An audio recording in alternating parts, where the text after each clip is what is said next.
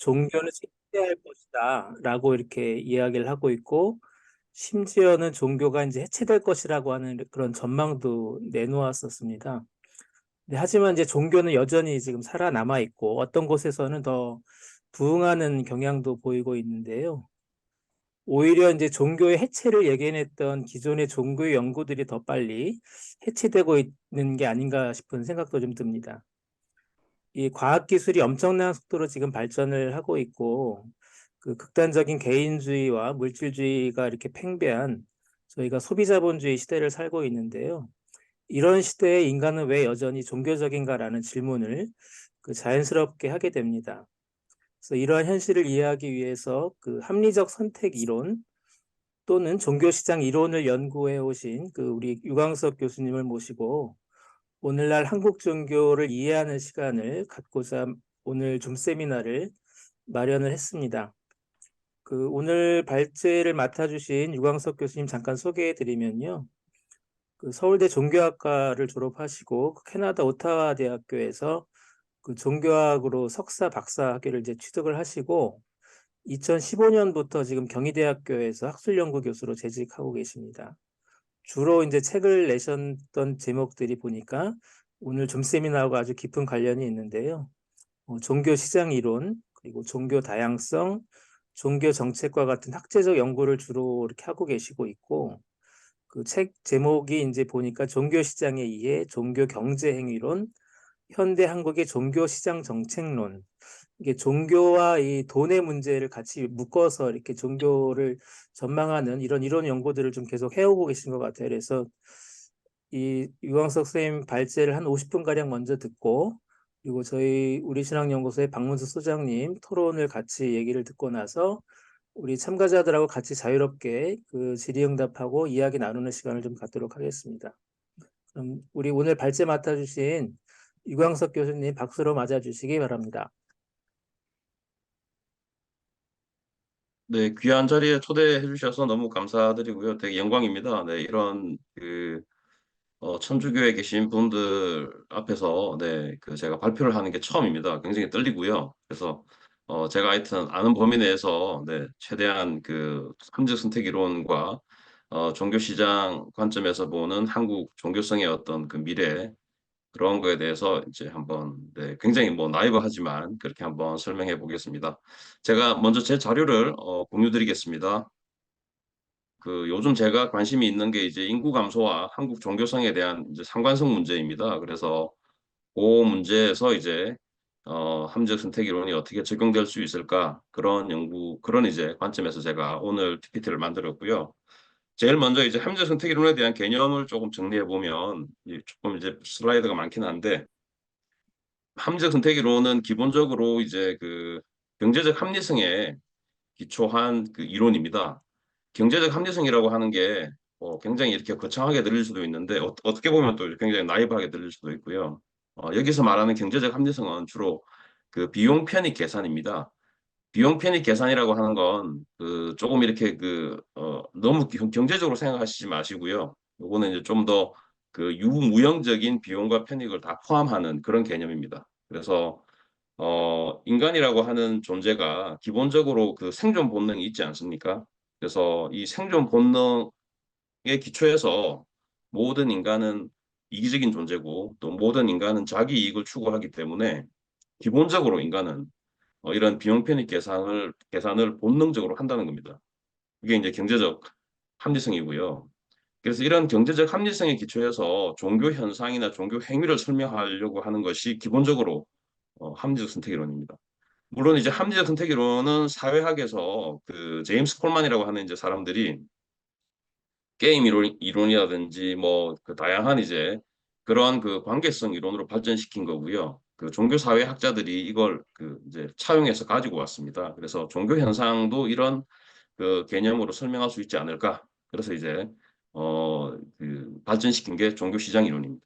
그래서 어떻게 보면 이제 기본적으로 이제 굉장히 종교를 너무 이렇게 그 경박하게 이해한 거 아니냐 이런 이제 그 생각도 할 수 있는데 이런 이론을 발전시킨 사람들이 굉장히 그 독실한 그 신심이 아주 깊은 그런 그 크리스천들입니다. 크리스천 학자들이거든요. 그래서 이제 그게 좀 아이린이긴 한데 좀 들어보시면은 아, 뭐 이렇게 생각할 수도 있겠다. 이렇게 아마 생각이 드실 수도 있습니다. 그래서 기본적으로 이제 그 경제 합리성이라고 하는 건 비용 편익 분석에 의해서 모든 인간이 본능적으로 그렇게 생각한다는 겁니다. 그건 생존 본능입니다. 그래서 이거는 누가 피할 수도 없고, 네, 누구나 다 기본적인 건 생존 본능에 의해서 비용 편익 계상을 한다는 게 전제입니다. 이론의 전제이고요. 그다음 두 번째 전제는 인간 행위라고 하는 것이 이제 기본적으로 그 동기에 의해서 설명이 되어야지만 이게 경제적 합리성을 설명할 수 있다고 주장합니다. 이 사람들은. 그러니까 우리가 그 아무리 합리적인 어떤 그런 의사결정에 의해서 합리적인 어떤 그런 정보를 가지고 다양한 이제 자기 나름대로 어떤 그런 그 정보의 그 큰 어떤 그런 그 네트워크 속에서 합리적인 결정을 한다 하더라도 그 결과가 항상 합리적이지는 않거든요. 예를 들면 주식 시장에서 이렇게 펀드 매니저 같은 이런 그 매우 이렇게 그 수학적이고 데이터에 의존한 그런 형태의 주식 전문가들도요. 사실은 실패를 많이 하지 않습니까? 다 못 맞추거든요. 경제적인 합리성에 기초해서 자기들이 의사결정을 한다 하더라도 결과적으로 다 돈을 버는 다 백만장자 되는 거 아니거든요. 그래서 이때 경제적 합리성이라고 하는 것은 합리성은 동기의 합리성입니다. 그래서 그 행위 동기가 합리적이면 그건 합리적인 거라고 간주합니다. 이렇게 전제를 합니다. 전제. 그래서 이런 전제들은 기본적으로 막스 베브라고 하는 종교사회학자가 그 인간 행위를 두 가지로 설명을 했습니다. 인간 행위는 기본적으로 도구적 합리성이거나 목적적 합리성 이 두 가지에 의해서 설명된다. 그러니까 인간이라고 하는 게 기본적으로 비합리적인 존재가 아니고 다 합리적이라고 우리가 생각하지 않습니까? 그렇게 믿고 있지 않아요. 그런데 막스 베버가 이제 그런 그 합리성을 보니까 기본적으로 하나는 도구적 합리성이 설명할 수 있고 하나는 목적 합리성에 의해서 설명할 수 있는데 도구적 합리성은 기본적으로 어떤 목적을 위해서 가장 최적한 그 수단을 찾는 겁니다. 우리 요즘 말하면 가성비, 네, 제일 좋은 거. 그러니까 어떤 목적을 달성하기 위해서 최소의 비용으로 우리가 쓸 수 있는 그런 그 수단을 우리가 선택하는데 그게 이제 도구적 합리성입니다. 대부분의 어떤 인간 행위는 이런 도구적 합리성에 기초해서 대부분 다 설명이 됩니다. 그런데 어떤 것들은 이 도구적 합리성만으로 설명되지 않는 것들이 있거든요. 예를 들면 자식을 위해서 부모가 엄청나게 이제 그 많은 자기의 자원, 돈과 시간을 다 투자해서 평생 동안 어떤 자식을 돌보고자 합니다. 근데 돌아오는 게 하나도 없다는 걸 압니다, 부모들은. 이게 어떻게 보면 이제 종교적인 어떤 그런 현상 내에서는 마더 테레사 소녀처럼 가난한 사람들 위해 평생 모든 것을 다 쏟아냈는데 자기가 정작 가진 건 하나도 없단 말이죠. 그래서 이런 사람들은 그럼 도대체 이런 사람들의 행위는 그런 종교적 헌신, 뭐 종교적인 어떤 그런 그 아주 이렇게 그 깊은 어떤 그런 박애 이런 것들은 도구적 합리성으로 설명할 수 있냐? 네. 그때 그렇게 이제 말하잖아요. 신기하고 얘기를. 막스 베버는 이제 그런 거는 도구적 합리성으로 설명되기 어렵고 목적 합리성이다. 그러니까 어떤 가치가 자기가 추구하는 가치가 있으면 도구적 합리성에 위배된다 하더라도 그 목적에 대한 다양한 어떤 그런 행위들을 목적에 부합하는 그런 행위들을 인간이 하고 있는데 그것도 합리적인 어떤 그런 행위다. 이렇게 막스 베버가 이제 분류를 했습니다. 그래서 이 두 가지 개념을 가지고 합리적 선택이론은 고민을 합니다. 그래서 합리적 선택이론에 따르면 기본적으로 인간이 그 목적 합리성을 가지고 있기보다는 그 목적 합리성은 사실은 위장된 도구적 합리성에 불과하다. 그래서 합리적 선택 이론의 전제는 이 목적 합리성을 버립니다. 포기합니다. 목적 합리성이라는 건 없다. 기본적으로 목적 합리성이라고 하는 거는 도구적 합리성으로 다 설명할 수 있는 거다 이렇게 주장을 하거든요. 예를 들면 마더 테레사 같은 경우는 평생 이제 자기가 받은 모든 것들을 다 이제 가난한 사람들에게 베풀고 또 자기의 어떤 그런 자선 공동체 내에서 관련된 모든 것들을 다 베풀었습니다. 하나도 개인적으로 뭐 편취하거나 그런 게 없습니다. 이분은. 근데 이분은 그러면 도대체 어떻게 도구적 합리성으로 설명할 수 있냐? 이런 사람들은 이제 그렇게 자문을 하게 되는데요. 기본적으로 도구적 합리성에서 그 합리성은 마더 테레사 같은 경우는 자기 만족이다 이렇게 주장합니다. 그러니까 본인이 행복했기 때문에 그 행복에 가장 적합한 수단이 뭐냐? 그게 헌신이었다. 네, 이렇게 주장합니다. 그래서 목적 합리성은 기본적으로 도구적 합리성으로 다 설명할 수 있다고 보는 게 합리적 선택 이론의 기본 대전제입니다. 그래서 조금 극단적이긴 하지만 사실은 이제 그런 전제들을 먼저 머리에 이렇게 염두에 두시고요. 그 함수 선택 이론을 들으시면 조금 이해가 이렇게 쉬울 수 있습니다. 그래서 이런 사실은 그 함수 선택 이론은 이전부터 그 비슷한 그 맥락의 사고들이 존재했습니다. 그래서 1960년대 이제 피터 볼라우나 그 조지 호만스 같은 이런 사람이 사회 교환 이론이라는 걸 주장했거든요. 그런데 사회 교환 이론이라고 하는 건 사회 행위가 기본적으로 이렇게 보니까 기본적으로 다 교환 행위더라. 이런 게 이제 피터 볼라우나 호만스 같은 이런 사회 인류학자들 뭐 또 이런 다양한 이제 사회학자들이 그 인간 그 행위에 대해서 이제 그런 그 사회 교환 이론에 기초해서 설명하고자 했습니다. 그래서 교환 이론이라고 하는 건 기본적으로 우리가 무엇인가를 이렇게 기브 앤 테이크 하지 않고서는 사회 행위 자체가 설명이 안 된다는 거예요. 부모 자식 간에도 마찬가지고 뭐 친구들 뭐 학교 선후배 뭐 이렇게 스승과 제자 간에도 다 이제 기본적인 교환의 어떤 그런 그 관계로 다 맺어져 있다. 그래서 이 교환 관계라고 하는 것이 인간 행위의 가장 근본이다. 뭐 이게 이제 그 사회 교환 이론인데 1960년대부터 발생했던 이제 이런 그 이론들을 가지고 그 스탁 베인브리지가 그 A Theory of Religion이라는 책을 출간을 합니다. 1987년에. 이게 굉장히 이제 그 중요한 책인데요. 저희 이제 종교사회학에서는 이 이제 그 종교에 대해서 개별적인 종교 현상을 설명하는 게 아니고 이제 이 종교 사람들이 이제 뭘 하고자 했냐면 종교 일반을 설명하고자 합니다. 사회학적 관점에서. 그래서 교환 행위라고 하는 이제 그 개념에 기초해 가지고 모든 종교들의 기본적인 어떤 그런 그 핵심적인 그 근본 요소는 이제 교환이다. 교환인데 교환만 있는 게 아니라 보상이 있다. 그래서 교환 보상 이론이라고 하는데요. 교환을 하는데 그 우리가 맹목적으로 인간을 교환하는 게 아니라 무언가 교환의 목적이 있다는 거죠. 교환의 목적은 무언가 자기가 이제 필요한 그런 어떤 보상을 받기 위해서 교환 행위에 참여하는 건데 그걸 이제 하나의 이론으로 이렇게 그 만들었다 이렇게 그 보시면 될 것 같습니다. 그래서 1987년에 나온 A Theory of Religion이라고 하는 책이 이제 사실은 함정 선택 이론을 이제 기본적으로 그 이론적 토대를 만들어준 그런 책입니다. 그래서 우리나라에 아직 번역은 안 돼 있습니다. 번역은 안 돼 있고 좀 이제 여러 가지 요 책을 출판하고 난 뒤에 이제 다양한 학자들의 비판을 많이 받으면서 조금씩 이제 개념을 수정해 갑니다. 수정해 가는데 그중에 하나가 이제 이 보상이라고 하는 개념인데요. 처음에는 이 책에서 기본적으로 이 현실에 존재하는 보상이라고 하는 것들이 많이 부족하니까 기본적으로 이제 우리가 가질 수 있는 재화나 서비스가 현실에서는 제한되어 있지 않습니까? 그래서 모든 사람이 원하는 만큼 다 가질 수가 없습니다. 그래서 그런 보상들을 사회 분배 시스템이 이제 이렇게 나누어 주는 거죠. 그래서 뭐 어떤 사람 많이 가지고 적게 가지고 이제 어떤 일 열심히 하는 사람은 더 많이 가지고 이런 형태의 분배 시스템을 사회가 가지게 되는데 그러한 이제 그 현실적 보상의 부족 문제를 사실은 이 이제 종교가 해결해주고 있다. 이런 게 이제 이 사람들의 기본 개념입니다. 그래서 인간이 그 종교를 가지고자 할 때 우리가 신을 믿지 않습니까?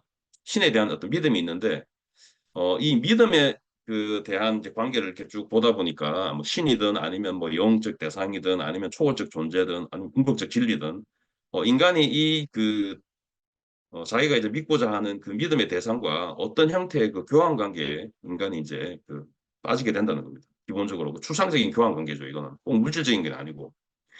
그래서 인간이 사실 신과 이 교환 관계 속에서 인간이 바라는 거는 기본적으로 현실 세계에서 내가 갖지 못한 것들을 어, 바라게 됩니다. 그게 보상입니다. 그래서 그런 보상이 없다면 그 인간의 믿음이라는 게 존재할 수 없다. 네. 라고 하는 것이 이 합리적 선택 이론가들의 결론입니다, 결국은. 그러니까 우리가 그런 교환 관계를 상정하지 않고서는 종교를 설명할 수 없는 겁니다. 이 이론에서는. 그래서 신과 우리가 개인마다 어떤 선호가 다 다른 거죠. 부족한 게 다 다르기 때문에 어떤 사람은 뭐 신으로부터 도덕적 가치를 뭐 원할 수도 있는 거고요. 어떤 사람은 신에게 그 몸이 아프거나 아니면 뭐 그러면 이제 치유를 원할 수도 있는 거고 어떤 사람은 뭐 물질적 축복을 원할 수도 있는 거고 그런 다양한 그 현실에 대한 보상을 자기가 무엇인가를 신에게 투여함으로써 대신 이제 그것을 받기를 원하는 거죠. 그래서 인간이 가지고 있는 그 여러 가지 이제 기본적으로 자원들이 있습니다. 인간이 가지고 있는 자원은 기본적으로 딱 세 가지입니다. 경제학에서 정리하는 건 세 가지입니다. 인간은 시간이 있습니다. 시간이 있고요. 그다음에 인간이 가지고 있는 거는 기본적으로 네, 우리 이제 일반적인 사람들이 가지고 있는 거는 시간과 그다음 자기의 어떤 돈이죠. 자기 가지고 있는 돈, 그다음 자기 자신의 어떤 열정입니다. 그래서 요 감정 에너지 이 세 가지가 사실 인간이 가지고 있는 전부거든요. 인간이 가진 자원의 전부입니다. 경제적으로. 근데 이 인간이 자기 자원을 신에 대한 믿음을 이제 가지기 시작하면서 신과 교환 관계에 임하면서 그걸 투입을 해야 됩니다. 시간이나 돈이나 자기의 어떤 열정을 투입하지 않고서 어떤 형태의 교환 행위도 있을 수 없는 거죠. 그래서 이 교환 행위에서는 신과의 교환 행위에서는 특히 종교와의 교환 행위에서는 이런 것들이 이제 필요한데 이런 그 자기 자원을 투입하는 대가로 우리가 기대하는 거는 이제 이런 그 현세적이거나 또는 내세적인 어떤 그런 보상입니다. 어떤 사람은 천국에 가고 싶어서 자기의 모든 재산을 종단에 다 이렇게 헌납하기도 하고요. 또 어떤 사람은 이제 자기가 좀 더 그 훌륭한 어떤 그런 직업을 갖기 위해서 교회 다니기도 하고, 네, 기도를 하고, 또 이제 현세적인 어떤 그런 다양한 목적도 있지만 내세적인 어떤 그런 그 자기 편익도 있는 거 아닙니까? 그래서 기본적으로 자기 자원을 비용이라고 하면 이런 현세적이거나 내세적인 보상은 편익에 해당한다고 봅니다. 그래서 비용과 편익이 서로 이렇게 기본적으로 플러스 마이너스 쉽게 말하면 비용 편익 계산을 본능적으로 인간은 하게 되고 그래서 만족스러운 비율에 도달할 때까지 그 종교에 남아 있는 거죠. 그래서 기본적으로 어떤 종단이나 믿음이나 이런 것들은 이러한 형태의 교환 관계를 상정하지 않고는 설명할 수 없다. 네. 충분히 이런 교환 관계로 다 설명할 수 있다라고 하는 것이 함재선택 이론입니다. 그래서 이제 이 로덴 스탁 같은 경우는 이제 지금 돌아가셨습니다. 한 5, 6년 전에 돌아가셨는데요. 이분이 이제 2000년에 오면서 이제 그 핑키라고 하는 사람이 자기 제자입니다. 그래서 워싱턴 대학교 제자였는데 그 제자랑 같이 그 액트 오브 페이스라고 하는 이 책을 이제 쓰게 됩니다. 요거는 이제 그 교환 보상 이론보다 훨씬 더 이제 좀 더 그 종교 사회학적인 관점에서 많이 이제 그 여러 가지 비판들을 수렴해 가지고요. 집대성한 자기의 어떤 함재 선택 이론을 집대성한 책입니다. 그래서 2000년에 나왔는데요. 이게 이제 제가 번역한 종교 경제 행위론이라는 책으로 제가 번역을 했습니다. 번역을 했는데 번역이 좀 이렇게 제대로 신통치 않아 가지고요. 제가 은사님한테 욕을 많이 먹었습니다. 번역 이따위로밖에 못하냐 이렇게 가지고. 네. 그래서 하여튼 한번 그 시간 되실 때 한번 읽어보시고요. 여기서 이제 기본적인 개념은 로드니 스타크와 그 로저 핑키라고 하는 이 사람들이 가지고 있는 함재 선택 이론을 집대성을 했는데 이걸로 네, 체계적으로 잘 설명을 했는데 제일 중요한 건 이제 그 종교 진화론적 개념입니다.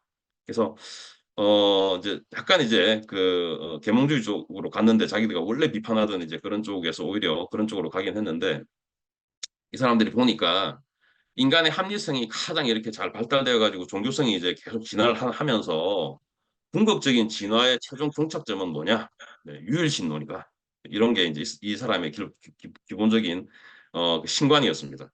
그래서 이 스탁은 굉장히 독실한 이제 그 개신교 크리스찬이었고요. 그래서 보니까 다신론에서 이제 그 유일신론 쪽으로 점점점 이제 인간의 합리성이 발전하고 사회가 합리화되고 이제 점점 그렇게 되면서 현대 사회로 오면서 유일신론으로 다 이렇게 종착되더라. 왜 그러냐?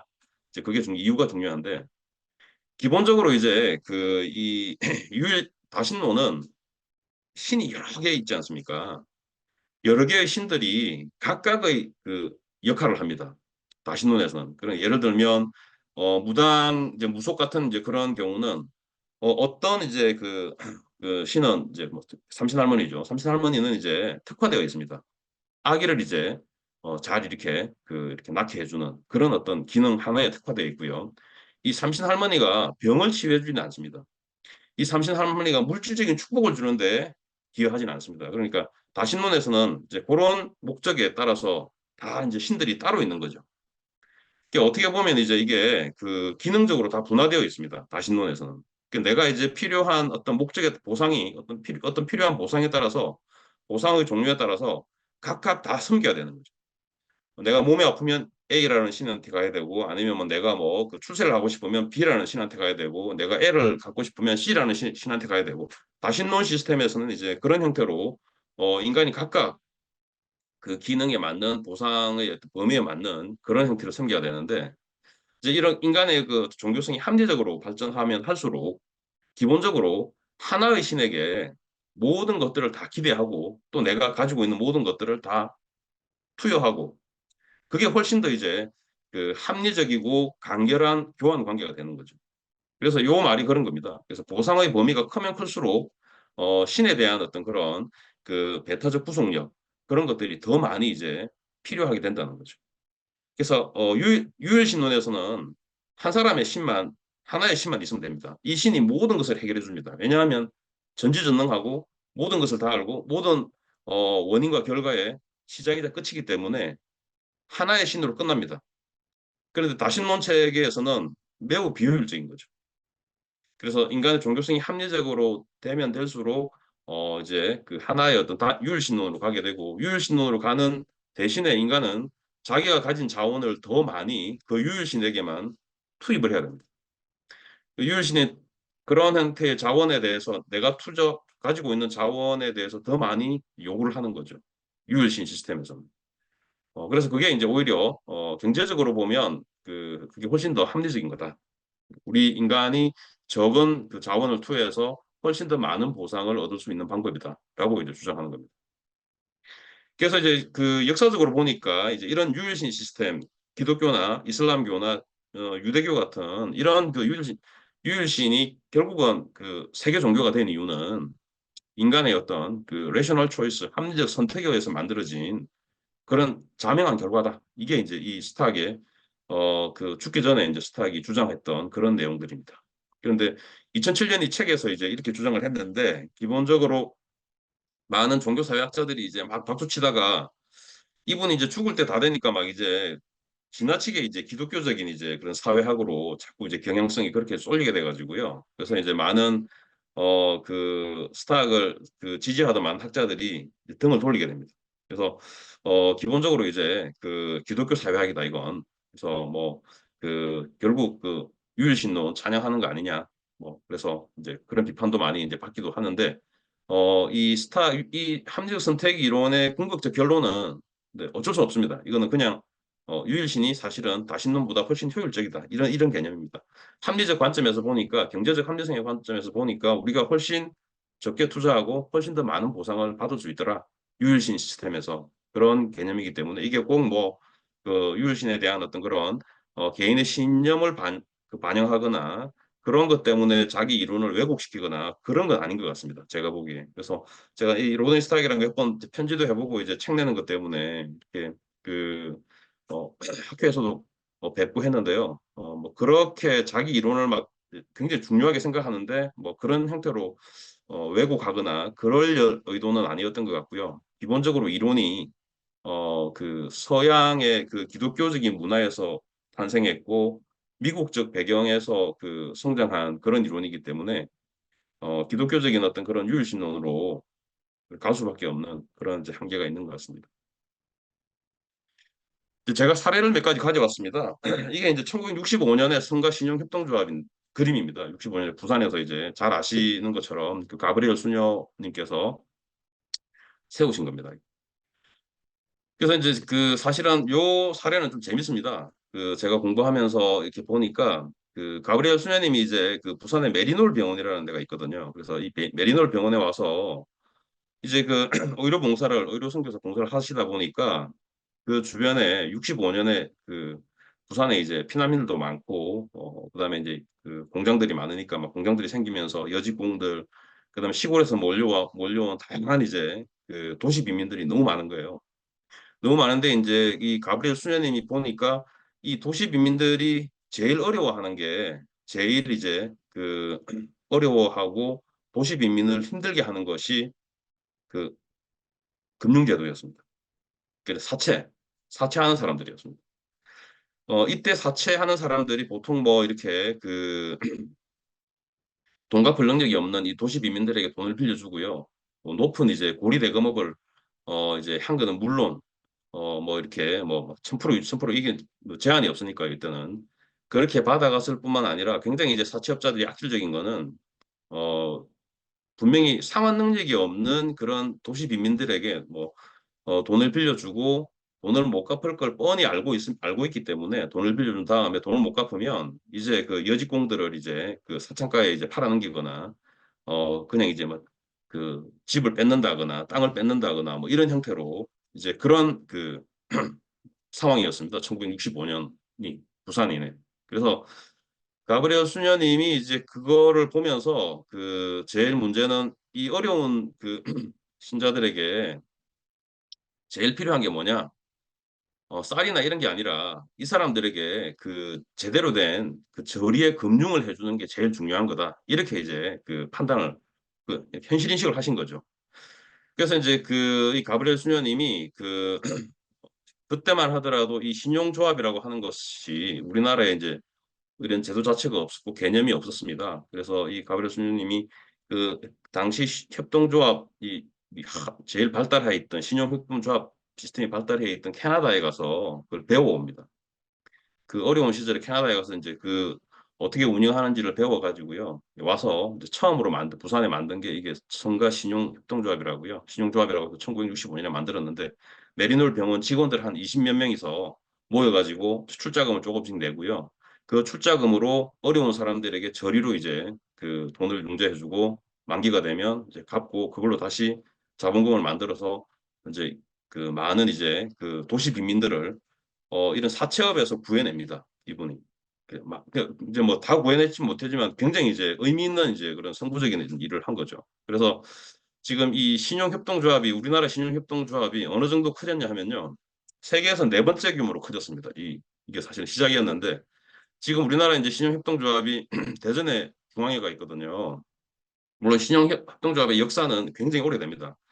이렇게 1965년 시작했지만 가브리엘 수녀님이 처음 하셨지만 여러 가지 우여곡절을 겪어가지고 결국 지금은 이제 뭐 법에 의해서 많이 규제도 받고 관치금융이 됐다 뭐 이런 비판도 많이 받는데 하여튼 그 이 신용협동조합의 규모가 우리나라에서 이렇게 이제 그 지금은 세계에서 네 번째로 큰 규모가 됐고요.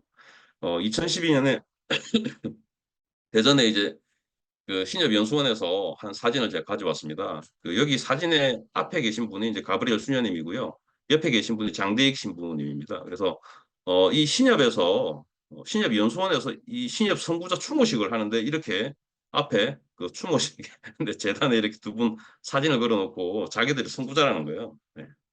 이게 전혀 이제 안 맞는 이제 두 개의 어떤 그런 하나는 매우 이제 그 구제 사업을 하는 종교 이제 그 종교인들이고 하나는 이제 돈놀이만 하는 돈놀이에 특화된 이제 이 신협 직원들이 이런 이제 추모식을 하고 있습니다. 네, 그래서 되게 재밌었습니다. 네, 그래서 이게 이제 사례 1이고요. 생각할 게 되게 많습니다. 이게 우리 관점에서 보면 이게 전혀 상관이 없는 것 같은데 이게 어떻게 이제 상관돼 있냐? 그거 이제 조금 뒤에 설명드리겠습니다.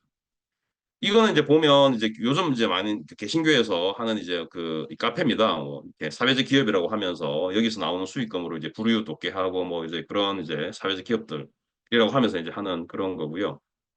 종교 단체들이 많이 하고 있지 않습니까? 이거는 기본적으로 이제 ATM입니다. 오륜교회 ATM인데요.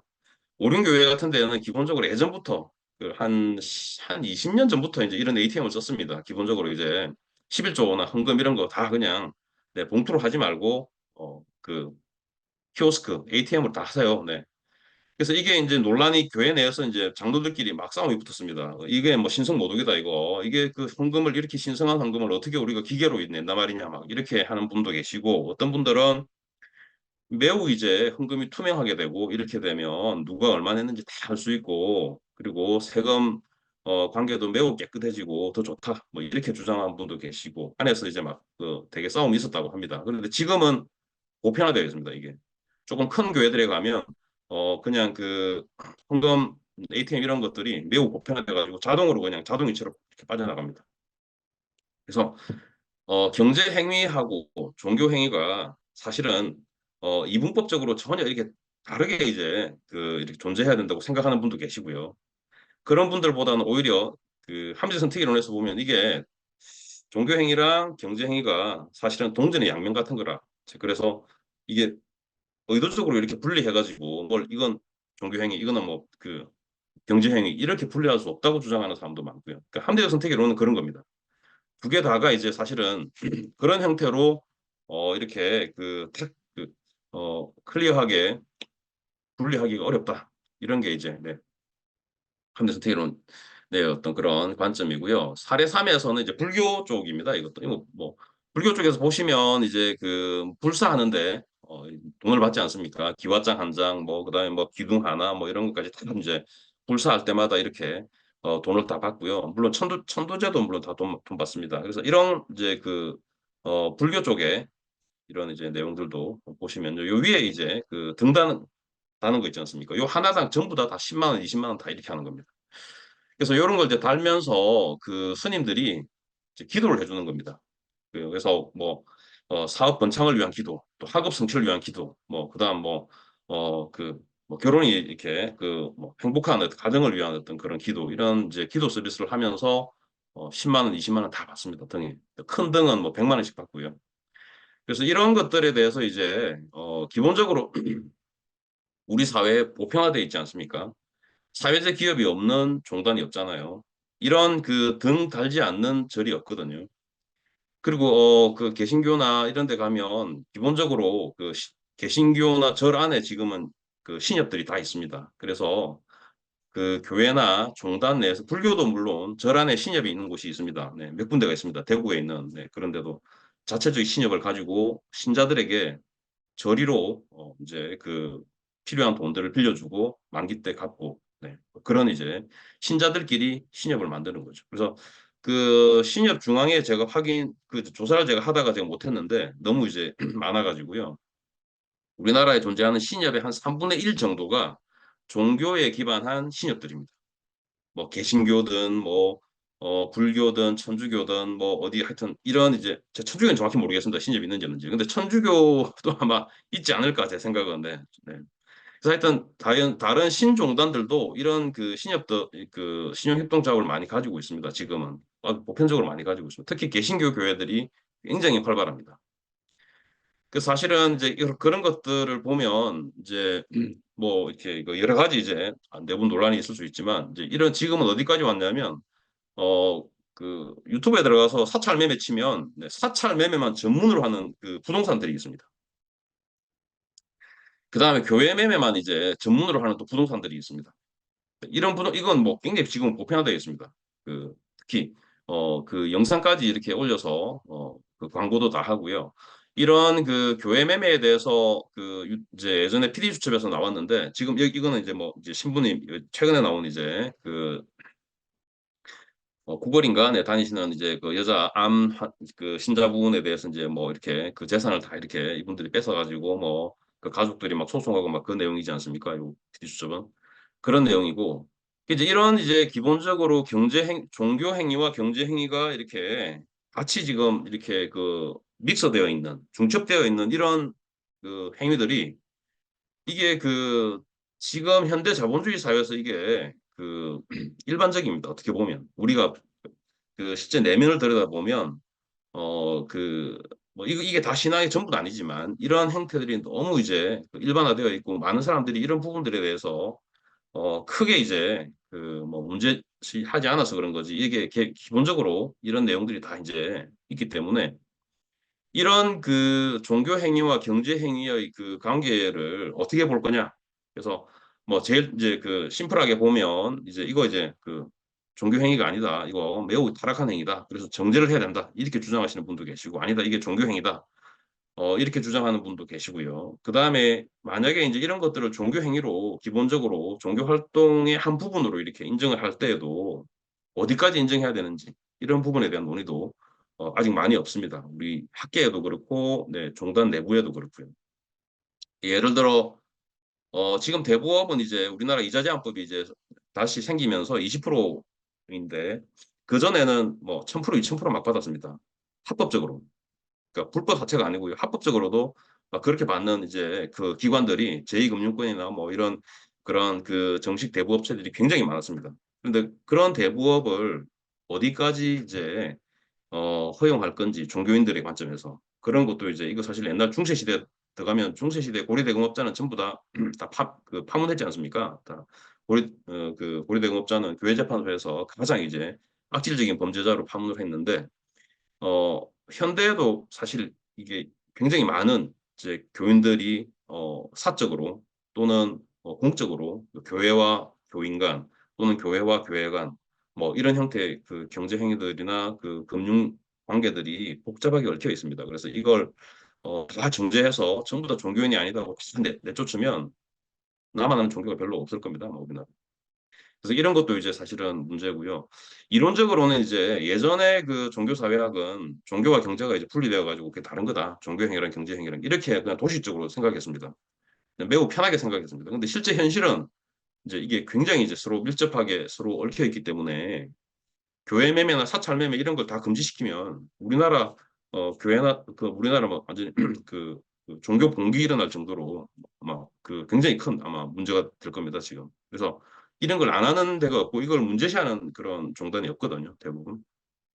그래서 그런 부분들에 대해서 이제 그 함재 선택 이론에서 보면 이게 종교 행위냐 그 경제 행위냐 이게 그 엄밀하게 구분이 그렇게 없는 거다. 이론적으로 이게 이론적 관점에서 허용하고 우리가 어디까지 허용하고 허용하지 않아야 되는지에 대한 범위를 설정하는 문제이지 이걸 전면적으로 다 부정한다거나 이렇게 할 수 없다. 네, 그런 게 이제 합리적 선택 이론의 기본 관점입니다. 그래서 좀 더 그런 종교 행위와 경제 행위를 그 이론적 관점에서 이해할 수 있는 그런 이론적 토대를 이제 합리적 선택 이론이 제공해줬다.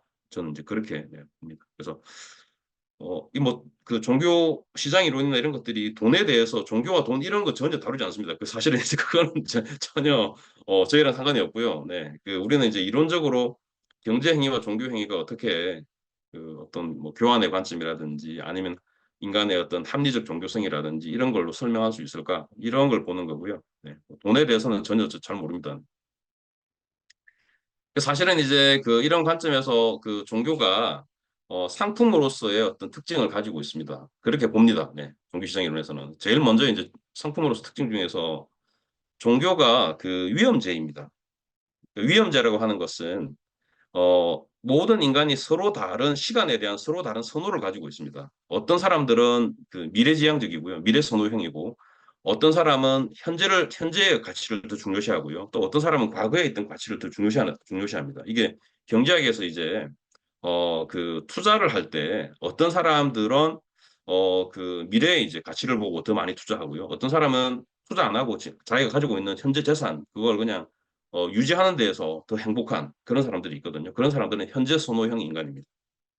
어떤 사람들은 이제 과거 선호형인데 이 과거 선호형은 사실은 뭐 경제학에서는 거의 이제 그 없기 때문에 기본적으로 미래 선호의 인간과 과거 선호형 인간들이 이 경제 행위 공동체의 같이 이렇게 서로 얽혀 있습니다. 한 사람에게 있어서도 이 선호가 바뀌기도 합니다. 어떤 때는 내가 미래지향적이었다가 젊을 때 그럴 때는 뭐 굉장히 이제 투자도 적극적으로 하고 네, 주식도 이제 많이 사고 뭐 이렇게 하다가 이제 현재 선호형 인간 선호형으로 기호가 바뀌면 주식도 굉장히 안정적인 그런 수익을 낼 수 있는 큰 기업에 네, 그 변동성이 크지 않은 그런 시장에만 투자를 한다거나 아니면 투자를 아예 안 한다거나 아니면 정말 이제 그 뭐 가치에 대해서 그 이렇게 굉장히 안정된 가치를 추구할 수 있는 그런 부동산 그런 지역 뭐 그런 형태의 자기 자산을 포트폴리오를 합니다.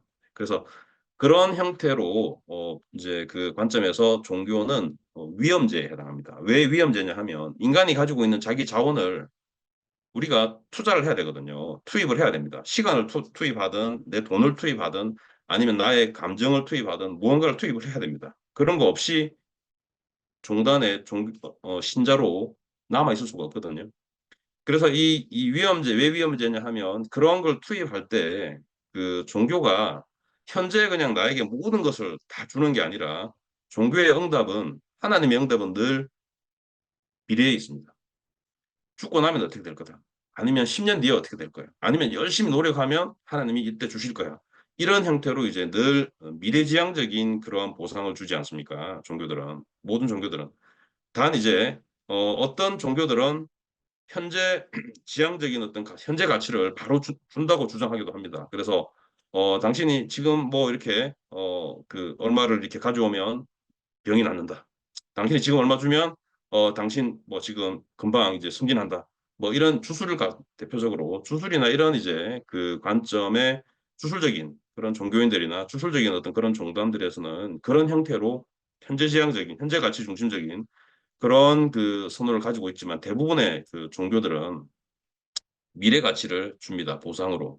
네. 그래서 이제 이 종교가 위험제로서의 특질을 가지고 있습니다. 그래서 사실은 많은 인간들이 이 위험제이기 때문에 그 자기 시간 선호에 따라서 어떻게 믿을지, 즉 자기가 가진 자원을 얼마나 어떻게 투입할지에 대해서 서로 다 다른 겁니다, 이게.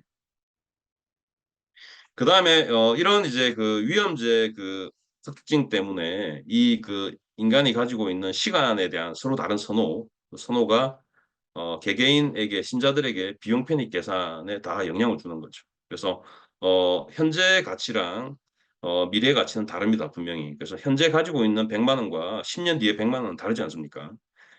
똑같이 이제 그런 그 시간 선호에 따라서 이 비용 편익 계산이 인간마다 다 달라지는 거죠.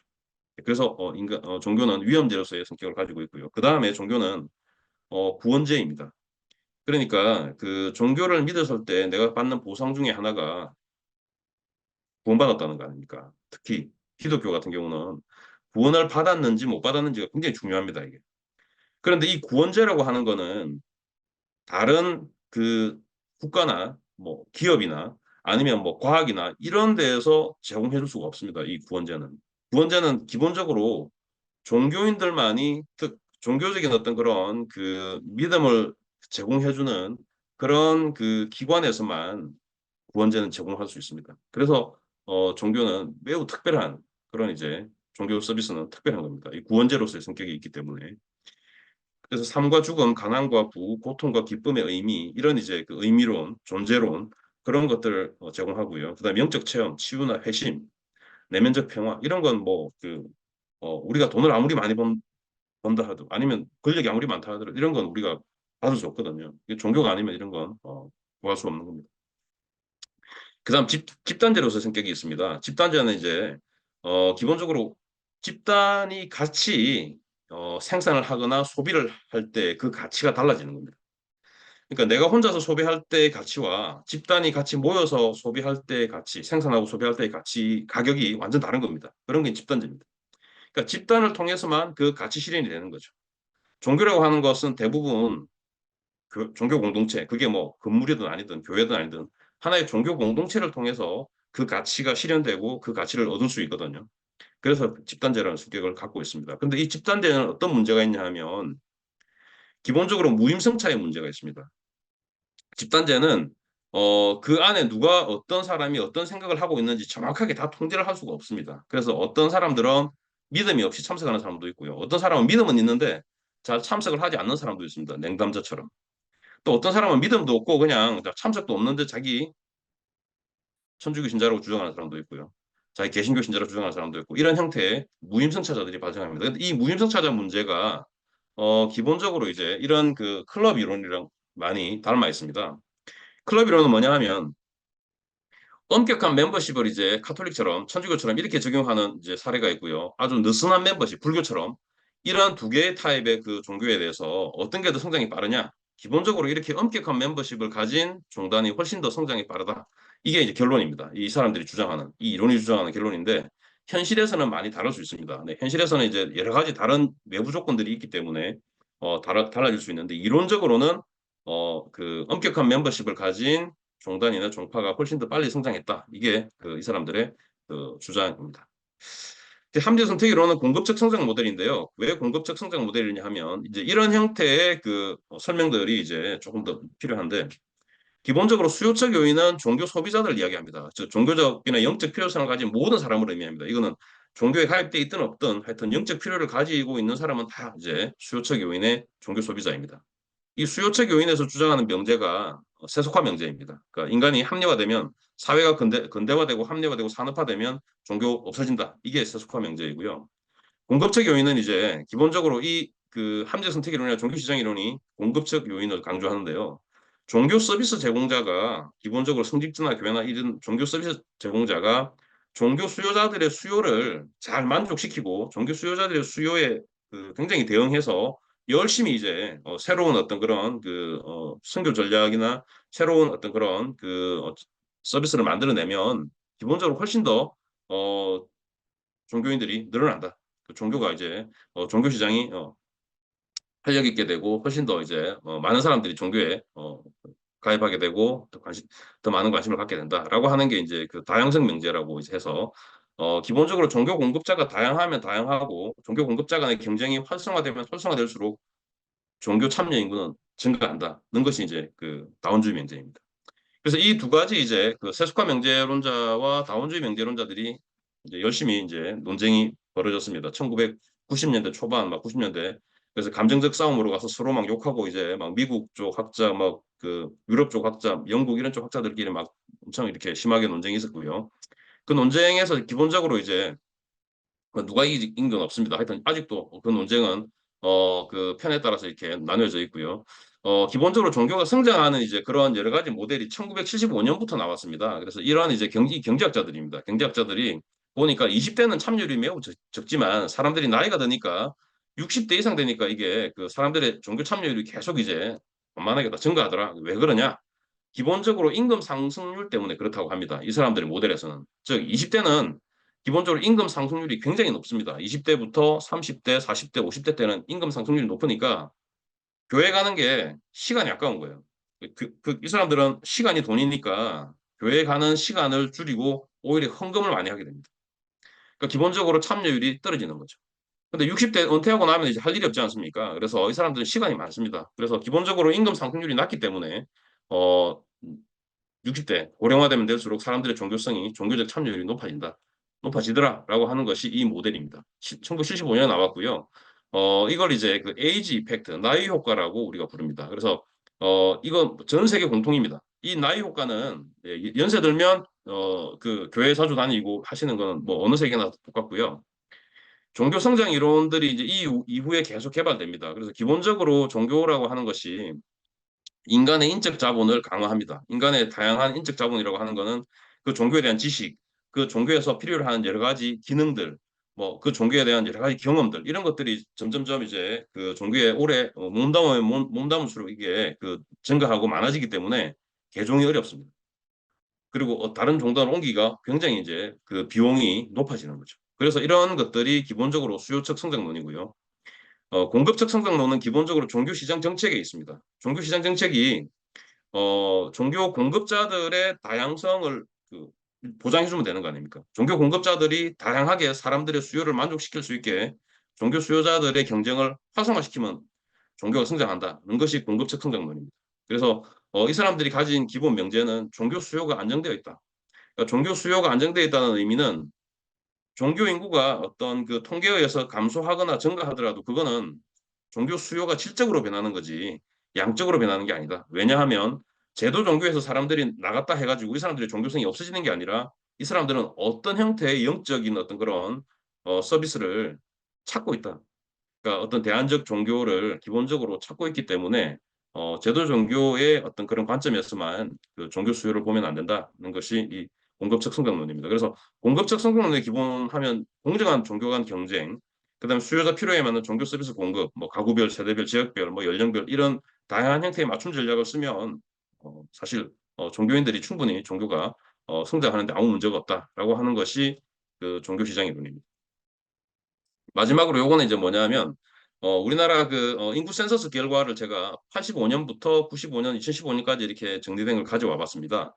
요건 조금 설명할 게 볼 게 좀 많이 있습니다. 설명할 수 있는 여러 가지 것들이 좀 이제 있는데 제일 먼저 이제 천주교를 보면요. 천주교는 사실은 85년부터 이제 61% 성장하다가 95년에 2005년에 74% 성장했고요. 2015년 와서 32%가 감소했습니다. 그래서 이 기본적으로 이런 형태의 큰 폭의 증가와 큰 폭의 감소, 이게 완전 널뛰기 아닙니까? 이런 형태의 그 종교 인구 증감 패턴은 다른 나라에서 찾아보기 어렵습니다, 이게. 그게 굉장히 그 큰 포인트입니다. 다른 나라에서는 찾아보기 어려운데 왜 우리나라에는 이런 형태로 그 큰 폭의 널뛰기가 될까? 개신교는 훨씬 더 심합니다. 개신교도 마찬가지로 34% 증가했다가 2015년에 와서는 1.6% 감소하고요. 그 다음에 다시 이제 2015년에 15% 증가했습니다. 이거 이제 그 변동폭이 크지 않죠. 천주교에 비하면. 불교는 이제 좀 다릅니다. 불교는 28% 성장하고 3.9% 성장하고 2015년에 조사하니까 인구 센서스 할 때 보니까 한 30% 정도 감소했습니다. 이것도 이제 굉장히 설명하기 어렵고요. 이 설명이 안 됩니다. 종교사회학 통계하는 사람들이 이거 아무리 설명하려고 그래도 이런 유례가 없었고요. 우리나라 이제 그래서 결론은 그 인구 센서스 조사가 잘못됐다. 우리 그런 이제 그 결론에 도달했는데 사실은 그 통계 그 청에서는 뭐그 표적되죠. 그래서 근데 유교를 보면요, 이게 재밌는 게 유교는 계속 떨어집니다. 유교는 전체 인구의 지금 거의 한 0.1%밖에 채 안 되거든요. 우리 전체 인구에. 유교는 막 이렇게 떨어지는데 이게 이제 종교성에 대한 어떤 그런 그 차이가 이 인구 센서스에 반영되지 조사하는 방법에 반영되지 않아서 그렇다고 많은 학자들이 지금은 이런 부분에서 주장하고 있습니다. 특히 미국에 있는 그 중국계 종교사회학자들이랑 그다음 뭐 한국, 일본, 대만 이런 학자들이 유교의 조사는 당신이 종교가 있습니까? 이렇게 물어가지고는 유교 종교성이 드러나지 않는다라고 하는 거에 공통되게 우리가 서로 합의하고 있습니다. 그래서 지금 뭐 큰 프로젝트를 하고 있는데요, 같이. 그래서 이런 식으로 조사하면 안 되고 유교성에 대한 조사는 새롭게 다른 방법으로 하자라고 하는 게 지금 그런 취지로 조사를 열심히 하고 있습니다. 마지막으로 종교 인구 통계를 보면요. 이거 잘 보시면 85년에는 42.5%, 50%, 53%, 43%입니다. 이게 종교 인구가 증가한 겁니까? 감소한 겁니까? 네, 제가 여쭤보고 싶습니다. 실제로. 이게 그냥 증가도 아니고 감소도 아닙니다. 뭐 늘뛰기잖아요. 그죠? 올라갔다 내려갔다 올라갔다 내려갔다 이렇게 하는 거 10년마다요. 그래서 이걸 가지고 막 이제 세속화됐다고 이제 사회가 이제 막 큰일 났다고 이제 이렇게 막 주장합니다. 많은 그 목사나 이런 사람들이. 그래서 막 회개하라고 당신들이 이제 다 타락했다. 이렇게 사회가 이제 큰일 났다 생각하는데 사실은 이런 형태로 85년도에는 그러면 사람들이 다 타락했습니까? 갑자기 그렇게 다 뭐 이렇게 타락해가지고 사람들이 갑자기 다 종교적으로 했나요? 네, 그렇게 설명할 수 있나요? 그 이론적 설명이 아닙니다. 학문적 설명이 전혀 아니거든요. 그런 거는. 이런 그 사이클은 기본적으로 이게 좀 크긴 하지만 어느 나라에나 있습니다. 이게 이런 형태의 사이클은. 그런데 기본적으로 그 많은 학자들이 청년 세대나 그런 기본적으로 이제 그 다른 어떤 그런 그 관점에서 보면 사회가 많이 종교에 무관심해지고 종교 인구들이 많이 감소했다 이렇게 주장을 하지만 과학적 근거는 없습니다. 그래서 실제로 어떻게 측정하느냐에 따라서 우리나라 그 특히 유교 인구 같은 경우는요, 그 조사 방법을 달리해서 그 사람의 생활을 이렇게 쭉 측정하는 방법으로 조사를 하면 한 80% 이상이 다 유교 인구입니다. 유교 인구는 0.1%가 아니라 사실은 우리 전 국민의 80%가 유교 인구입니다. 그렇게 측정을 하면. 그러니까 이런 형태의 단순한 이 인구 센서스, 이건 종교 센서스가 아니거든요. 인구 주택 센서스 같은 이런 질문을 가지고는 인간의 우리 그 한국 사회의 종교성을 정확히 평가할 수 없습니다. 이건 제가 논문으로도 여러 번 이야기했는데요. 이걸 알면서도 많은 사람들이 이거밖에 사용을 할 수가 없습니다. 우리나라 종교 통계가 이거만큼 신뢰성이 있는 게 없거든요. 그런데 이것도 기본적으로 완전히 엉터리입니다. 여러 가지 면에서. 예, 고맙습니다. 네. 시간을 아주 정확히 딱 50분 맞춰서 발표해 주셨습니다. 그 바로 이어서 우리 토론으로 박문수 우리신앙연구소 소장님 모시고 그 발제문에 대한 그 토론 뭐 약정 토론 이야기 듣고 계속 이어가도록 하겠습니다. 네, 이광숙 교수님 감사합니다. 아까 시작할 때 말씀드렸는데 제가 요즘 그 인공지능하고 종교의 미래에 대한 대화를 계속 나누고 있는데 그래서 이 한국 종교를 그 질문하다가 유광석 교수님이 이제 거기에 답변으로 나와서 그래서 제가 그 쓰셨던 논문이나 이제 그 책들을 그 보는 계기가 됐습니다. 그래서 모시게 됐고요. 일단 제가 이 합리적 선택 이론에 대한 그뭐 이의나 이런 것은 없고요. 이것을 이제 지금 오늘 들어오신 청중들께서는 그 관심을 갖고 있는 것이 이제 현재 그 천주교나 개신교, 불교에서 소위 말하면 이제 제도 종교에서 신자들이 많이 이탈하고 있기 때문에 그 이탈하는 사람들이 과연 이제 계속 될 것인가, 계속 이탈이 이제 일어날 것이냐, 또 아니면 이제 그 바닥을 치고 다시 복귀할 거냐, 이제 여기에 이제 관심이 많으셔서 들어오셨으리라고 생각해요. 그래서 저는 그 오늘 청중들이 궁금해하시는 질문들을 중심으로 또 저도 이 종교를 연구하는 사람으로서 또 궁금했던 것들을 여쭙고 싶습니다. 그리고 함께 필요한 것이 있다면 토론하는 것도 의미가 있다고 생각합니다. 제가 여쭙고 싶은 거는 지금 이제 통계에 문제가 있긴 하지만 저같이 이제 종교 내부에 있는 사람들이 아주 현실적으로 느끼는 것은 팬데믹 이전, 코로나 팬데믹 이전부터 어, 그 신앙 활동을 하는 사람들이 현저하게 줄고 있고 또 코로나 팬데믹 때 한 4분의 1 정도가 감소했고 며칠 전에 2023년 천주교 통계가 나왔는데 근소하게 2022년 12월 31일 기준으로 했을 때의 통계보다는 몇 퍼센트 정도 증가한 것으로 나오긴 하지만 그 비율을 팬데믹 이전과 비교했을 때는 크게 늘지는 않았어요.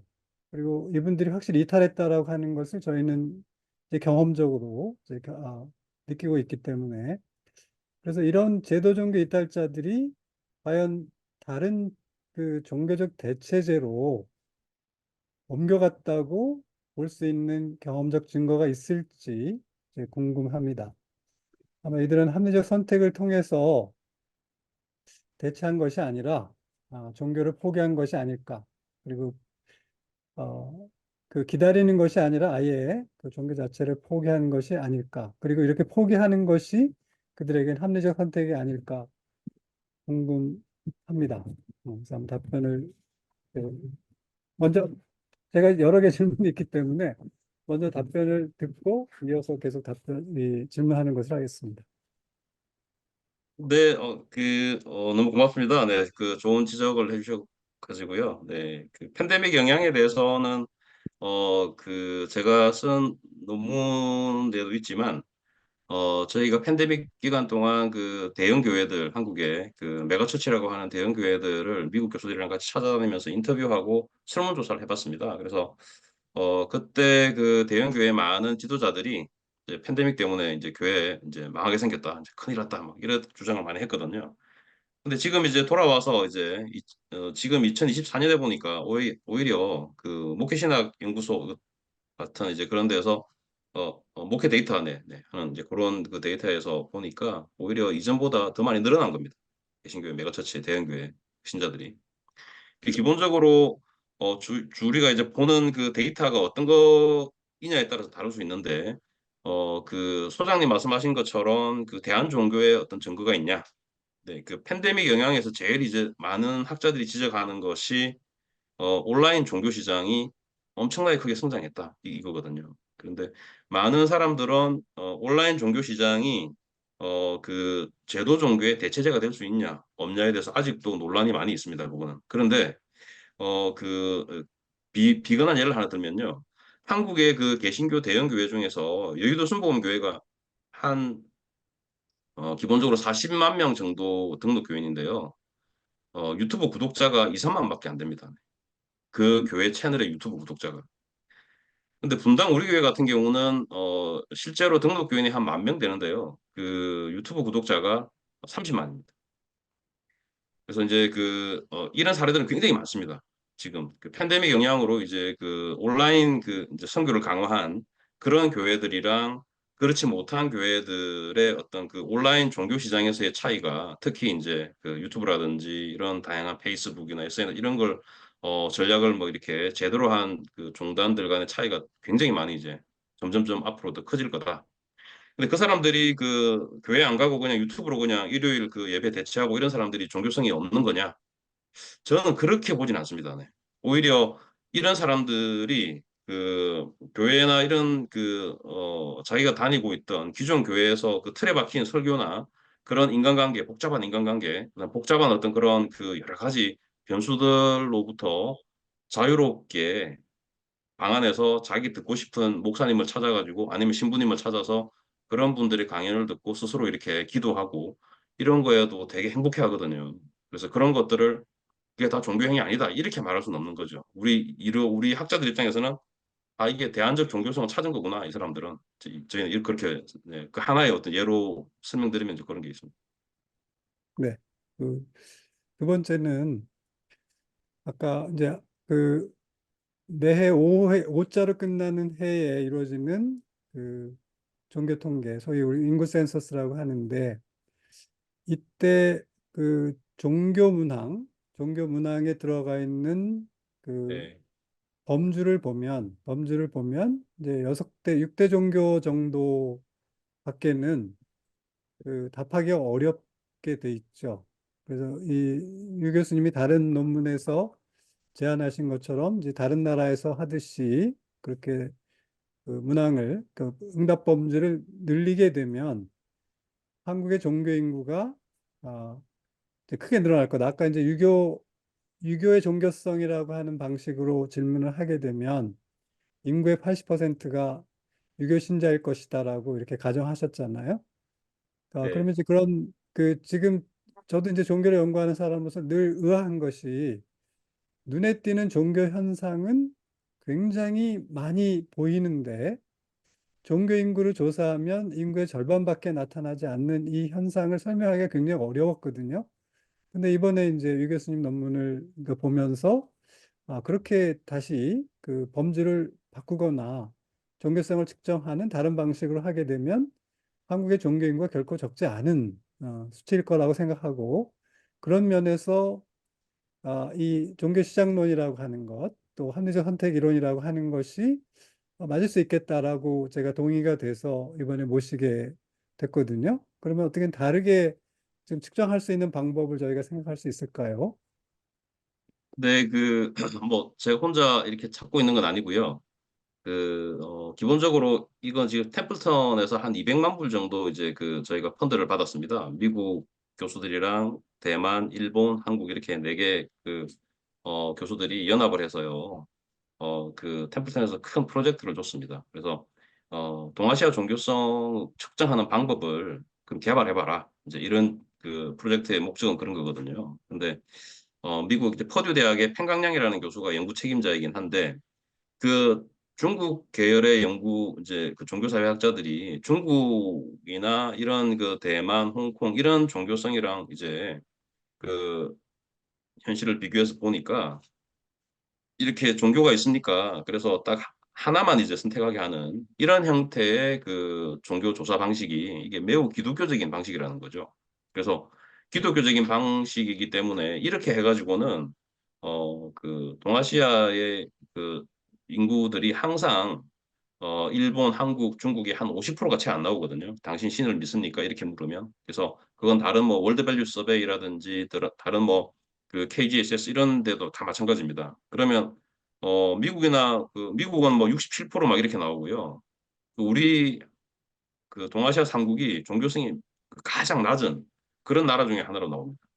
근데 현실은 사실 우리가 동아시아인들이 그렇게 그 매우 이렇게 탈종교적인가? 네, 그런 거에 대해서 이제 우리가 의문을 제기하고 우리가 새로운 척도를 지금 네, 개발하고 있습니다. 네. 그래서 그게 다 개발되면 우리가 설문도 많이 이제 지금 만들었고요. 이제 그 돈을 받아가지고 하고 있는데 그걸 공유해드리겠습니다. 아직 저 혼자서 제가 멀리 이렇게 다 말씀드릴 수 있는 상황은 아닌 것 같고요. 네. 네. 세 번째는 그 제가 천주교 통계를 보면 그 천주교는 그 객관적인 통계가 딱 한 가지 있는데요. 그게 이제 그 매년 세례를 받으면 세례 받은 숫자는 그 속일 수가 없어요. 예를 들면 미사 참석자 수라든지 이런 것, 또 성사 참여자 수 같은 경우는 오인하거나 또는 그 잘못 적거나 의도적으로 왜곡시킬 수 있는데 이 세례는 그 문서를 기록해야 되고 그 보고를 해야 되는 사항이에요. 정확하게. 근데 그 누적 세례 숫자가 이제 2023년 현재로 보면 이제 600만 해서 조금 이제 빠집니다. 그래서 그 성장하는 속도를 보면 50년대가 이 한국 전쟁이 끝나고 나서 60년까지가 가장 많이 성장하게 되는데요. 그러니까 350% 성장합니다. 350% 성장한다는 거는 아까 이제 보상 이론 같은 걸로 설명하면 그 보상이 많았기 때문에 종교가 제공할 수 있는 보상이 많았고 또 수요자 입장에서 볼 때는 그 보상을 충족시킬 수 있는 유용한 그 수단이었기 때문에 그때 이제 가장 많은 팽창이 이제 일어났고요. 그다음 이제 80년대 이후에는 좀 둔화됩니다. 그러니까 그러나 워낙 그 사이즈가 이미 커진 상태에서 성장률이 낮다 하더라도 절대 숫자에서는 굉장히 늘어났기 때문에 그래서 대체로 그 크게 보면 60년대, 그러니까 50년대 시작해서 80년대 중반까지가 성장기로 보여요. 그리고 이 시기는 불교나 또는 개신교도 같은 정도의 성장을 했던 시기로 보입니다. 그러면 제가 이제 이 이론에 따르면, 합리적 선택 이론에 따르면 이 시기는 이게 잘 맞는 것 같아요. 왜냐면 서로 경쟁을 많이 했고요. 그리고 엄밀하게 말하면 독과점 시장이 되지 않은 상태였기 때문에 이때는 이제 공급 사이드에서 굉장한 치열한 경쟁을 통해서 그러니까 소비자들을 모으는 방식으로 했기 때문에 이제 이 종교 인구 사이즈가 커졌다. 그런데 이제 80년대 중반 이후에는 독과점 시장이 되면서 그렇게 굳이 이제 경쟁할 필요를 못 느끼고 적어도 이 3대 종단이라고 하는 쪽으로 신도들이 잘 몰리지 않으니까 특히 개신교 같은 경우는 이제 해외 선교 쪽으로 방향을 틀었고 그러니까 이 안에서는 이 3대 종교가 뻗어나갈 수 있는 그 한계가 정해져 있었다는 생각이 들어요. 그래서 이제 그때를 보면 이제 80년대, 90년대 들어서부터는 세속화 이론이 맞는 것 같다는 느낌을 줘요. 적어도 제도 종교 차원에서는. 그래서 이렇게 그 제가 판단하는 바는 이제 이렇거든요. 그러니까 어떤 거는 합리적 선택 이론이 맞을 때가 있고 어떤 때는 지금 현상을 설명할 때는 세속화 이론이 맞을 것 같고 그러니까 미국 예외주의나 유럽 예외주의가 적어도 한국에서는 저거 제도 종교의 관점에서 보면 둘 다가 설득력이 있는 거 아닌가 싶어요. 예, 맞습니다. 그 아직 뭐 결정적으로 이렇게 어떤 그 입장이 맞다 이렇게 뭐 그렇게 말을 할 수는 없고요. 그 나라마다 또 그 역사적인 시기마다 서로 이렇게 그 상황이 다 다른 것 같습니다. 그래서 그 종교 시장 이론가들도 한국의 상황이 매우 그 사실은 그런 독특하죠. 상황에 대표적인 네, 말씀하신 것처럼 잘 맞는다. 네, 그러니까 성장 가도를 달릴 때 말입니다. 근데 지금은 이제 제도 종교들의 성장이 이제 멈췄다고 하는데 저는 이제 그 종교학자니까요. 군소 종교들도 많이 만나거든요. 모든 종교인들이 똑같이 얘기합니다. 이제 더 이상 그 새로운 특히 이제 청년 세대들이 안 들어온다는 거죠. 그 청년 세대들에 대한 그 목마름은 모든 종단이 마찬가지인 것 같고요. 근데 그걸 이제 그 말씀하신 것처럼 제일 정확한 통계는 사실 천주교입니다. 네. 그거는 뭐 모든 종교학자들이 인정합니다. 천주교 통계가 제일 정확하긴 한데 그것도 사실은 너무 엄격하게 천주교는 이제 그 멤버십을 이렇게 정의하지 않습니까?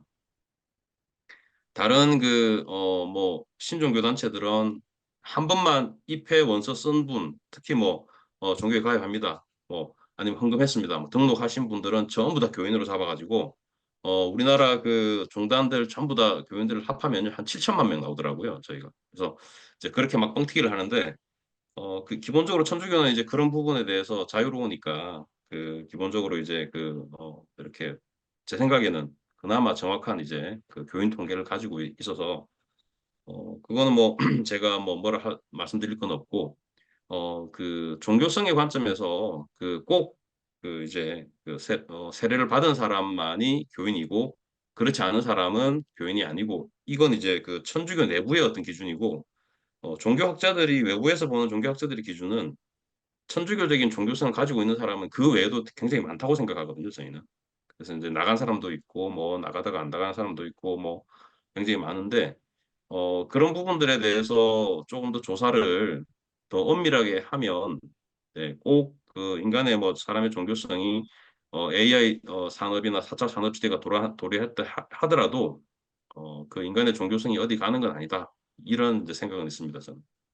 네. 근데 다른 분들이 계속 궁금해 하실 거기 때문에 제가 하나만 더 하고 토론을 마치겠습니다. 저는 이 천주교 신학자로서 종교학자들이 요즘 한국 천주교를 어떻게 볼까가 매우 궁금해요. 과연 이제 지금 이런 그 제도 종교가 약화되는 시기, 이런 시기에 어떤 포지셔닝을 해야 할까? 또 만약에 이제 공급 사이드에서 그 합리적 선택이 그 종교 시장 안에서 공급자의 선택에 따라서 그러니까 수요를 창출할 수 있다라고 하는 이 종교 시장 이론에 따르면 가능성도 있는 것이지 않습니까? 한편으로 이제 빠져나가는 측면도 있지만 유인하는 요인도 있기 때문에 그래서 이제 어떤 포지셔닝을 하면서 이제 이 수요를 창출할 수 있을까에 대해서 이 삼자의 시각에서 현재의 천주교 모습을 좀 평가해 보시고 만약 앞으로 천주교가 노력해야 된다면 어떤 면에서 노력을 해야 이런 그 종교 그 수요를 좀 늘릴 수 있는 이런 방안이 될 수 있을지 한번 의견을 듣고 싶습니다. 모두가 가려워하는 부분이라서 제가 대신 아, 네, 질문을 뭐 드립니다. 제가 감히 네, 그 천주교 종단 전체에 대해서 뭐라고 할 수 있는 자격은 없는 것 같고요. 그리고 또 역량도 안 되고 이제 저희 종교학자들도 뭐 의견이 굉장히 다 다릅니다. 분분하고 종교에 대한 생각들이 다른데 제 개인적인 생각은 그런 것 같습니다. 지금 우리 한국 사회에서 또는 그 지금 현대 사회에서 제일 중요한 이슈가 사실은 환경이나 기후 위기와 관련된 이슈이기 때문에 그런 이슈들 그러니까 우리가 인간이 지금 현대 사회에서 제일 중요한 그런 전 지구적 쟁점 이런 것들에 대해서 모든 사람들이 사실은 그게 중요하다는 걸 알고 있기 때문에 그런 부분에서 저는 뭐 천주교의 그 통합 생태론이나 그런 프란체스코 교황의 어떤 그런 환경에 대한 마인드 이런 것들이 청년들뿐만 아니라 그러니까 교당에 나오는 사람뿐만 아니라 교당에 나오지 않는 사람들에게도 저희 종교 시장으로는 그런 일반적인 종교인 비종교인을 다 잠재적 수요자라 생각하거든요. 그래서 그 사람들의 종교성을 일깨워 준다면 그런 이제 그 정말 모든 인류에 적용될 수 있는 그런 공통된 쟁점을 가지고 종교적인 어떤 그런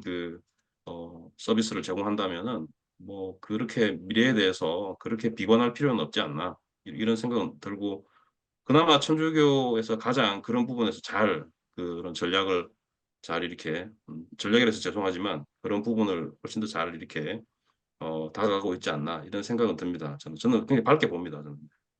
네. 그 아까 그 천주교 통계가 정확하지는 않습니다. 제가 오늘 2023년 통계를 쭉 훑어보다가 계속 안 고쳐지는 게 있어요. 그게 뭐냐면 이제 100세 이상 인구거든요. 그럼 예, 100세 이상 인구 통계 나오는 부분이 왼쪽에는 주민등록 인구 통계가 있고요. 그다음 오른쪽에 이제 천주교 100세 이상 인구 통계가 나오는데 그 주민등록 인구 통계도 역시 12월 31일 기준, 작년 2023년 12월 31일 기준인데 거기 통계에서는 그 100세 남한의 100세 이상 인구가 한 7천 명 조금 안 됩니다. 근데 우리 천주교 통계는 100세 이상 인구가 10,000명이 넘습니다.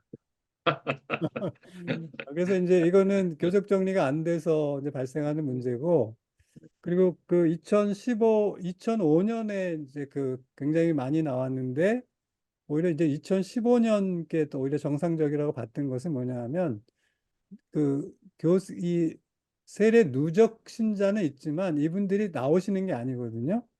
네, 근데 이분들이 그냥 그 집에서 이렇게 조사를 할 때 안 나오시는 분들이 지금은 안 나오시는 경우에 과거에는 이제 성당에 다녔지만 이제는 안 나오시는 경우 또는 그 개종을 해버리거나 네, 또는 이제 아예 그 개종을 하지 않았다 하더라도 이제 천주교와 연을 끊겠다고 하는 사람들은 천주교라고 답을 하지 않으니까 그래서 그런 분들을 빼면 이게 뭐 한 40% 정도 지금 교적 통계가 600이라면 한 40% 정도만 액티브한 그 신자이고 나머지는 저희 소위 냉담제 그룹, 냉담자에 속하는 거거든요.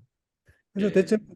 인구 센서스를 하면 2005년을 예외로 하면 대체로 그 정도 빠지는 게 정상이라고 저는 분석을 해왔었거든요. 2015년께 오히려 좀 더 정확하다 이런 말씀이신 거죠? 2005년하고 네, 2005년까지는 계속 2015년께네. 네네 2015년께 이상했던 거고 2015년께 정상이고 네, 2005년께 2005년께 이제, 네. 네네 네. 근데 그 2005년 통계 가지고 이제 다른 종교 사회학자들이 이제 그 서울에 특히 이제 그 중산층 지역을 많이 서울 경기권 조사해가지고 개신교 인구가 천주교로 굉장히 많이 이제 개종을 했다. 뭐 그런 주장하는 분도 계십니다. 그래서 천주교인들이 굉장히 많이 늘어났다. 뭐 이렇게 이제 주장하시는 분도 계신데 잘 모르겠습니다, 저는. 네. 그래서 그거 좀 미스테리입니다, 저희도. 왜 그 2005년에 그렇게 큰 폭으로 증가한 천주교 교인이 2015년에 갑자기 그렇게 200만이 거의 없어진 거거든요. 그거 저희 종교 사회학자들도 미스테리고 그 인구 통계 그 하신 그 서기관 불러서 간담회를 했는데 그 사람들은 자기들도 모르겠답니다. 그리고 자기들은 뭐 최선을 다했고 정확하다고 주장하고 있고요. 그래서 우리가 보기에는 2005년도 조사가 좀 문제가 있지 않았냐? 그거는 이제 우리 그 종교사회학자들 내부적으로 저희도 그런 이제 중론에 비슷합니다. 네. 2005년 조사가 좀 문제가 있었다.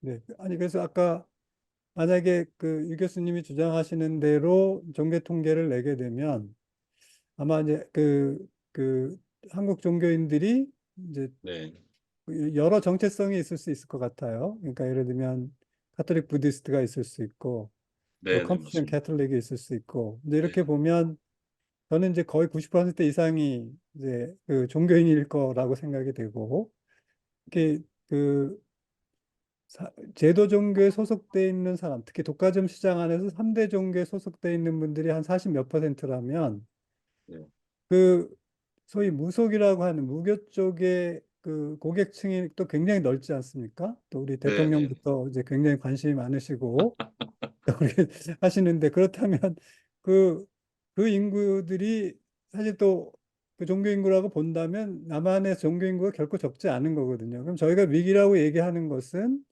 기존 독과점 시장에 있는 이 3대 종단들이 그 자기네 제도가 약화되고 교세가 약화되기 때문에 느끼는 위기 현상이지 종교학자들이 볼 때는 한국의 종교 인구는 결코 준 적이 없고 네. 그냥 풍선 효과에 따라서 다른 데로 잠깐 이동했다가 또 필요할 때 다시 이제 합리적 선택을 통해서 이렇게 올 수 있다. 이렇게 이제 해석이 될 수 있는 현상으로 저는 이해가 되거든요. 저는 이제 네, 마지막으로 맞아요. 그거는 이제 종교학자들은 이제 한국에 있는 종교학자들은 종교 시장 이론에 대해서 매우 비판적이고요. 예. 종교 시장 이론가들이 그렇습니다. 종교 시장 이론이나 함정 선택 이론을 주장하는 사람들은 종교 수요가 안정되어 있기 때문에 인간의 종교성이라는 게 결코 없어질 수 없는 거기 때문에 아무리 과학이 발전한다 해도 과학이나 의학이 발전해도 인간의 종교성은 늘 어떤 형태로든 필요하다고 보기 때문에 기본적으로 말씀하신 것처럼 이 종교성이 우리가 가려운 데를 긁어주면 충분히 어떤 형태로든 네, 그 인간은 종교적일 수 있다. 언제든지 또 종교적일 수 있다고 보는 겁니다. 네, 저는 네, 그만하겠습니다. 감사합니다. 네, 우리 소장님이 오늘 중세미나 참가하신 분들이 해볼 법한 질문들을 조금 모아서 쭉 질문을 해주시고 답변을 해주셨습니다. 아까 강의 내용 중에서 절하고 그다음에 개신교 교회와 연관된 신념 많다고 하셨고 천주교가 있는지 없는지 조금 모르신다고 이제 말씀하셨는데 아까 신한열 수사님이 굉장히 많다고 가톨릭 성당하고 연결된 신념이 굉장히 많다고 여기 글을 올려주셨고요. 지금부터는 우리 참석하신 분들 중에서 오늘 강의 발제하고 그다음에 질의응답하는 과정에서 이야기 들으시면서 이렇게 궁금한 사항이나 의견 있으시면 직접 손을 들고 이렇게 말씀을 해주시면 감사하겠습니다. 뭐 질문들이 꽤 많이 나오시고 또 이렇게 댓글창에도 많이 의견들을 올려주셨는데 어느 정도 이야기는 다 된 것 같아요. 지금 마지막에 이종원 신부님 의견 관련해서는 우리 장수혜 선생님이 이태리에서도 이제 같은 현상이라고 그러시면서 부모들의 종교관은 아이들에게 절대적으로 영향을 끼친다고 이제 또 이야기 달아주셨고요. 일단 시간이 좀 제한이 있어서 혹시 소장님 같이 지금 처음에 질의응답 하시고 나서 또 쭉 같이 얘기를 좀 들으셨는데 이렇게 하실 말씀이 있으면 한마디 해주시고 그다음에 마지막으로 우리 발제하신 유광석 선생님도 전체적으로 오늘 하시면서 좀 소감 같이 나눠주시고 마무리하는 게 어떨까 싶은데요. 네, 저는 없습니다. 없습니까? 네. 네, 저는 너무 그 많은 분들이 들어오셔가지고 제가 깜짝 놀랐습니다. 그래서 네, 질문도 너무 많이 하셔가지고 제가 다음에 준비를 더 잘해가지고요. 좀 제대로 된 그 강연으로 한 번 더 뵙겠습니다. 고맙습니다. 네, 긴 시간 같이 그 말씀 나눠주시고 토론 참여해주신 모든 분들께 감사드리고요. 저희가 그 매달 한 번씩 마지막 주 월요일 날 지금 이제 줌 세미나 하고 있는데 그 저희가 지난번에는 이제 교회 내부의 주제 세계 주교 신호도 갖고 했었고요. 오늘 이제 그 이 종교성 관련해서 조금 이제 종교 우리 가톨릭만의 주제는 아니죠. 좀 더 관심이 있는 이 이슈들을 갖고 좀 했는데 다음 달에는 다시 또 좀 교회 안의 문제를 갖고 또 주제를 좀 갖고 이야기를 하게 될 것 같아요.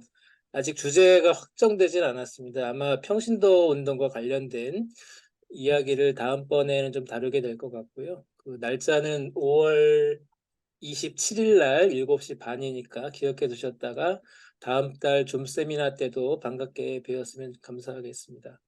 그럼 저희 모두 같이 그 박수로 2시간 동안 같이 모두 함께 해주신 모든 분들 위해서 박수를 치면서 오늘 줌 세미나 마치도록 하겠습니다.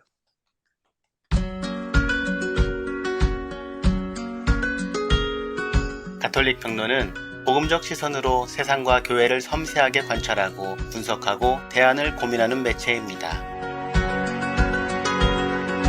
가톨릭 평론은 교회가 세상 속에서 세상과 다르게 존재함으로써 해방을 선포하는 구원의 성사가 되도록 신앙인들이 함께 성찰하고 대화하는 도구가 되고자 합니다. 성숙한 신앙으로 안내하는 가톨릭 평론의 정기 구독자가 되어주시기를 청합니다. 이 책을 꼭 읽어야 할 분들에게 보내는 선물 구독이나 기증도 환영합니다.